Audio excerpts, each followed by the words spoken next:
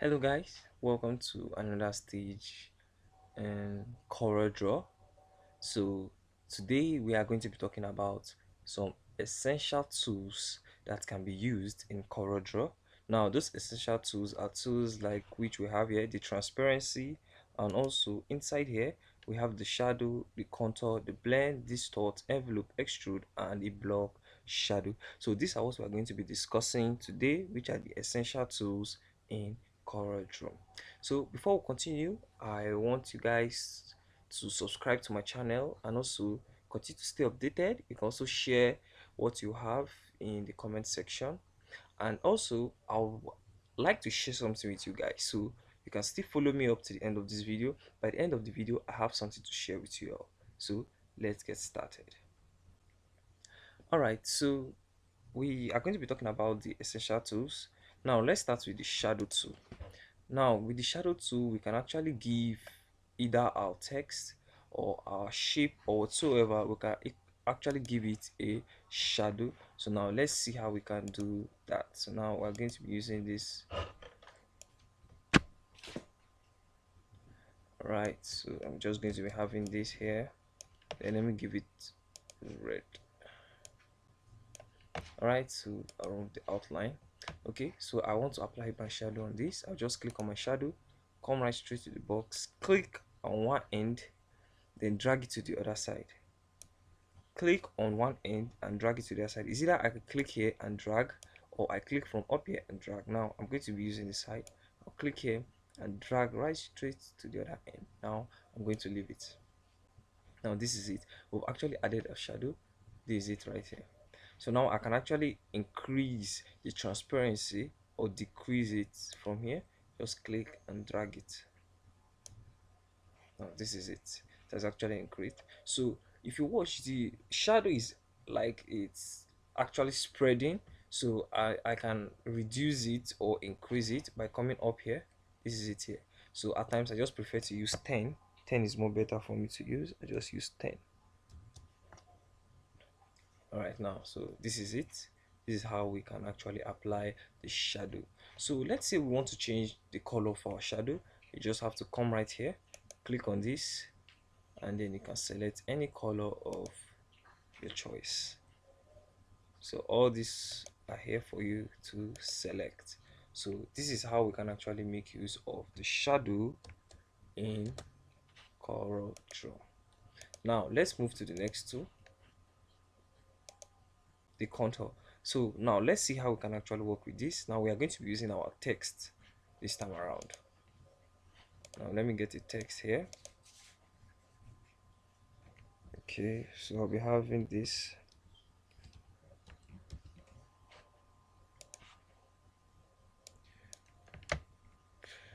All right, so now I'm having this text here, so I want to see how I can add the contour to this text. So I'm just going to go straight there. This is it right here. All right, now so I'll just click on it, then click and drag.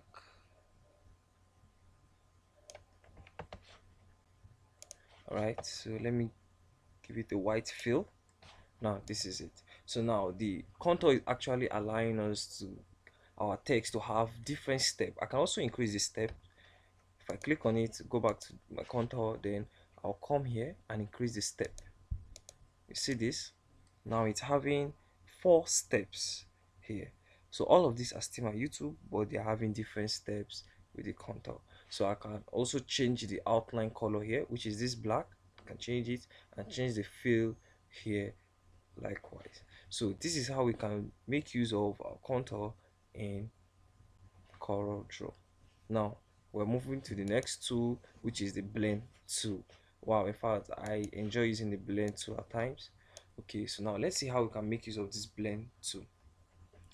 First, I'm going to be having this, and also let me give it a color now, and I'll be having this. So now I want to blend this together. All I have to do now is to go to my blend tool, click on my blend tool, click on the first shape and drag it to the other one. Now this is it. this is how the blend tool actually works. It works this way.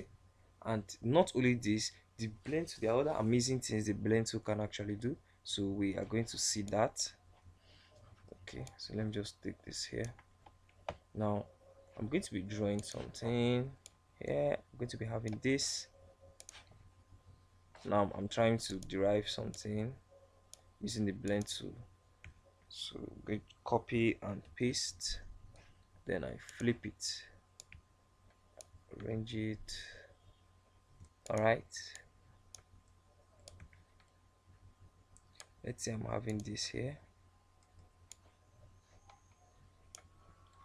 All right, just group this and group the other one too. All right, so I'm going to blend this together, and I'm going to also use it on this circle, and we're going to see how it actually works. Let me remove the inner fill and give it an outline.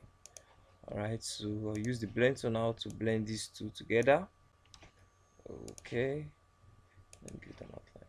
All right, so now I'm going to be using this on this part right here. So after clicking on that, just come here, click on new part. Now this arrow here is actually indicating where I want these shapes I just got here using the blend tool, where I want it to fit to, or what parts it should follow. Now I'm going to just click on this circle. Now this is it right here. So now I actually want to now make it round completely. I come here to this, having this settings icon on it. I click there, then go down to blend along full part. Now this is it. So it's actually choked up. For me to reduce it, I just come here to reduce it. Now this is another way we can actually work with our blend tool in CorelDraw. So you guys can keep trying this and see how it's going to work out for you. Up next, we are having the distort. All right, this is the distort. Now we are going to see how we can actually apply the distort. So I'm going to be having my shape. I'm going to be using the shape now. I'll click on the distort. Now with this, I can actually distort my shape whichever way I want it.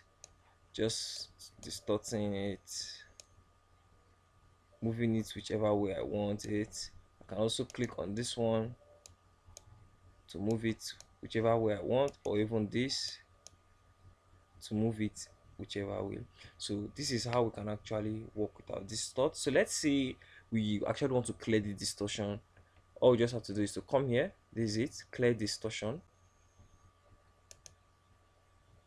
clear, clear, clear, keep clearing it.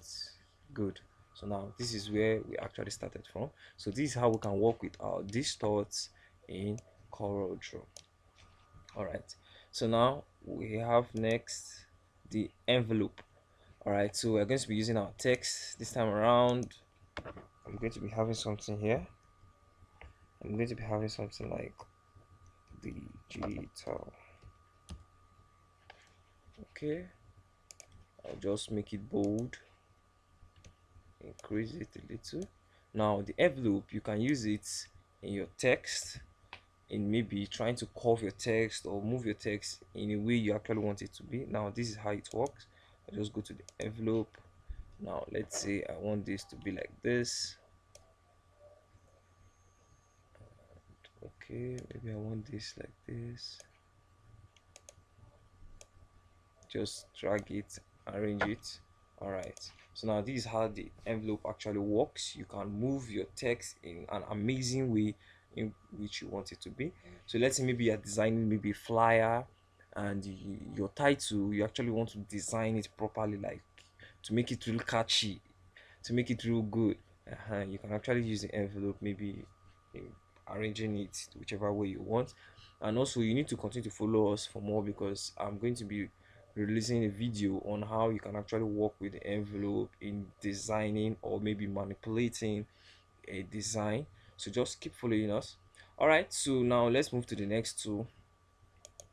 We now have the extrude. Now let's see how we can work with our extrude. We're also going to be using this digital in working with the extrude. So I just click on extrude now, then I come here, click and drag All right, it's actually going to be making it look like a 3D kind of stuff. So I just click on it, drag. I want it here. Okay, let's say this is how I want it. So now you cannot actually see it very well, so the only way you can see this properly now is if I give it a white outline. So just give it white outline. So now this is it. The extrude actually makes it look like a 3D, and this is actually amazing. This is nice.